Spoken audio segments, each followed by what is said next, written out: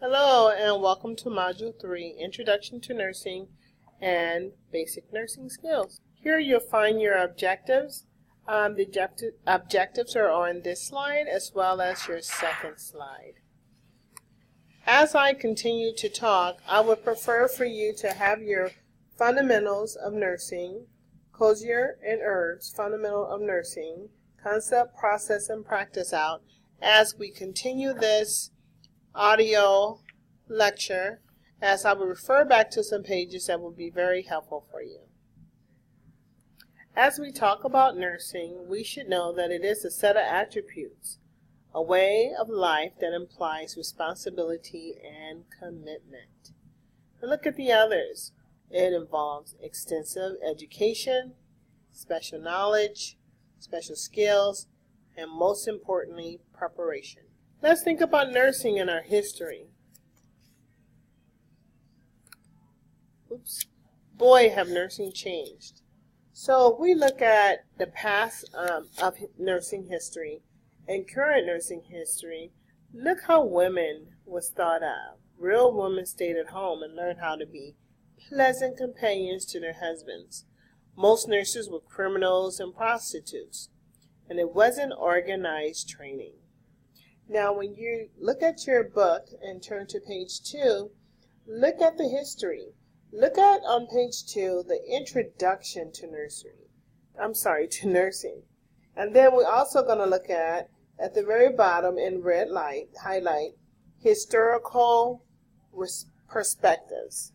Before we go on, I want you to make sure your book is open to page 2 through 8, because I just want to acknowledge the folks who made a path for us with our history in nursing.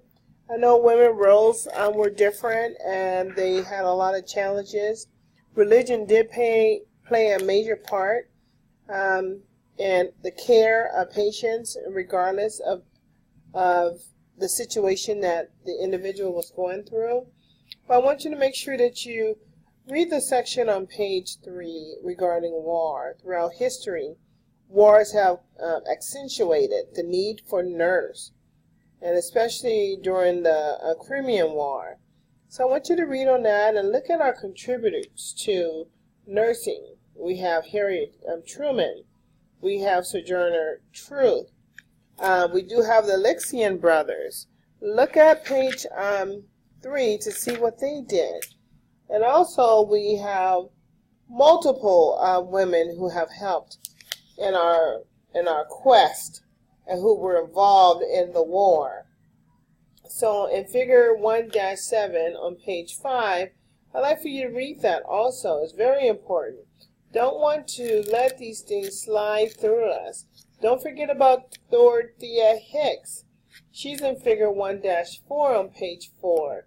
Please read on her, and we have lots of others like Clara Burton and Linda Richards. Also, let's not forget about Lillian Ward and Mary Mahoney. We have Lavina Dock. We have lots of contributors to nursing, Linda Richards and Lillian Wald. So make sure that we look at these individuals and read on them and see the importance that they have contributed to nursing. And let's not leave off Margaret Sanger. Now, I know I've spoken a lot about women, and I know we do have men. So when we look at page 8, look at the men in nursing. Look and see what Luther Christman has done from 1915 to 2011. So let's read on those and let's give them acknowledgement. Now let's look at some roles of the nurse. Now, when we look at the roles of the nurse today, we see them as caregivers, communicator, teacher, patient advocate, leader, manager. Let's turn to page 15, and let's start off with our caregiver. I want you to look over and see on page 15, caregiver role as traditionally included those activities that assist the client physically and psychologically, while preserving the client's dignity. So we do care for our patients and we preserve their dignity We make sure that we provide privacy. We make sure that we respect their new environment, temporary environment, that is the hospital. And we make sure that we do the things that are caring that will be beneficial to the patient. And when I say beneficial, we're speaking completely about the physical, psychosocial, developmental, cultural, and spiritual levels of that patient. The goal, and most importantly, is to attain the highest possible level of health and wellness. As a communicator, communication is so vital. So if we don't make sure we explain ourselves to the patient, make sure that the patient understands what we're saying, we communicate those needs to the other healthcare professional, to make sure that we are able to provide the client or the patient with the best care possible, and that we're all on the same page in communication. Our quality in communication, we must remember that it is an important factor in nursing. As we move forward on the top of page 15, you will see teacher. As nurses, we are teachers at the bedside. We educate about the safety for the patient. We educate about medications. We educate about the environment. We educate about the plan of care and what's going to take place. And through communication, we educate, and we also ask for the patient to respond back, to review what we're saying, to make sure that there is clear understanding. Since we're the number one profession, trusted profession, we also are patient advocates. A lot of times when patients are admitted in the hospital, they don't tell the doctors quite everything, but when the nurse walks in the room, they relay a lot of information to the nurse. And as being an advocate, our job is to make sure that that patient needs, concerns, wants, or are notified to the doctor or the healthcare professional that would assist that patient. As you all have taken a big step into a nursing program, we are stepping into a leadership role. And with that leadership role, people are watching us and looking at us as role models. So we have to continue that at the bedside. The patient expects us to be their leader in their care. We are the leaders in healthcare. We want to motivate, encourage, inspire, and we also want to make sure that the patients get the best care possible.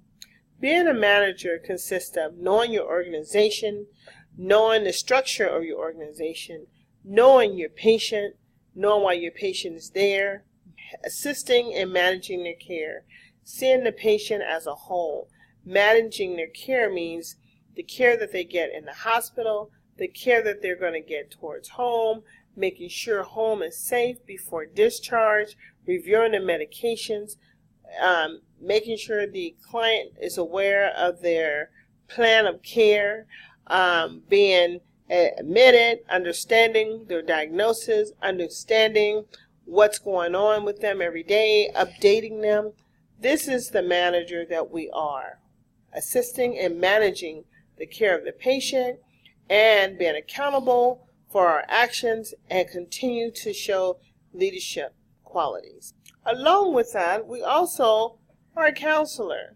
We perform active listening. We sit and listen to our patients and the things that they have to say. Sometimes it may be sad and we just want to be nonverbal and just listen and let them vent what is going on.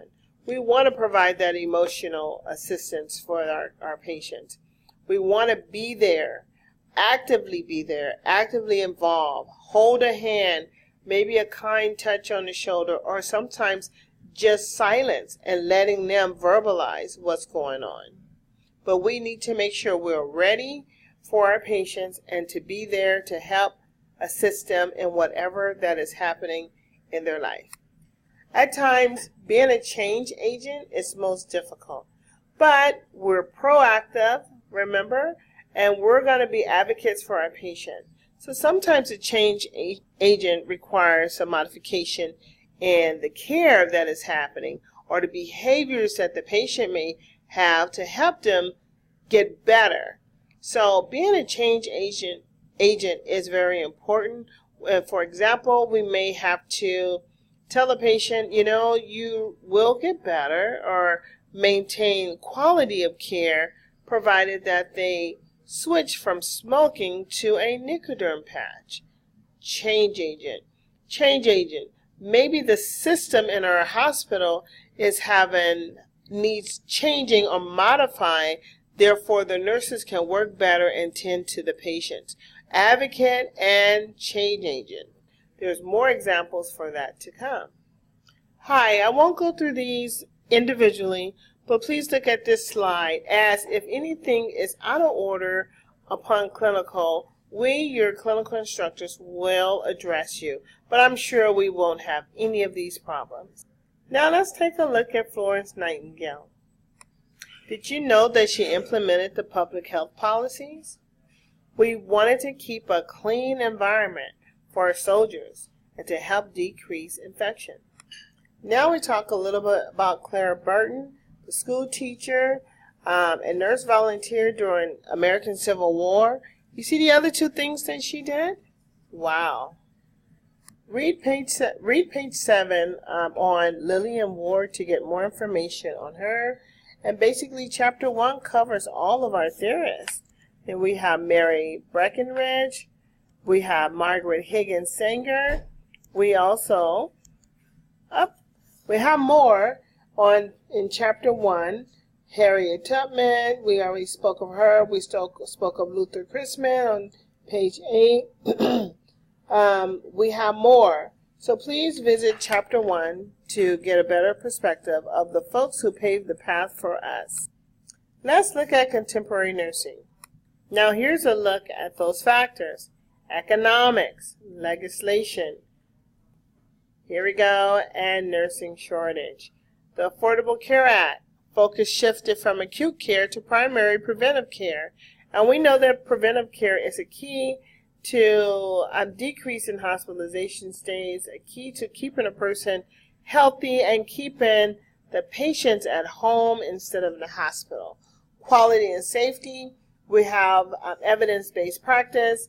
We also develop a lot of things to make the hospital environment when dealing with patients more safe. Let's not forget about the collective bargaining. Okay, so nurses are dealing with that and being more advocates for themselves, which in terms will assist the patient.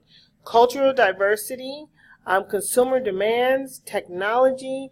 We now have telehealth and different electronic medical records and things that we can do to involve technology, but still keeping the patient as the center focus.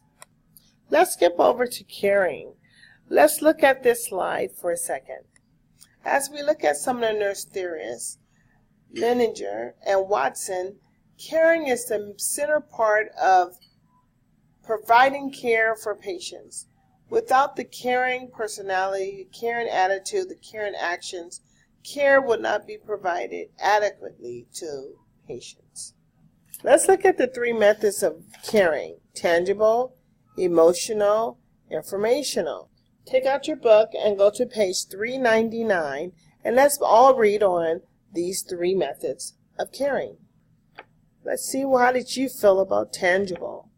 Well, I feel that way when the power of touch, emotional, the power of listening and having an understanding heart, informational, the power of providing information to empower the patients. Those are my examples. As we come to an end, I will go over these slides in our next presentation.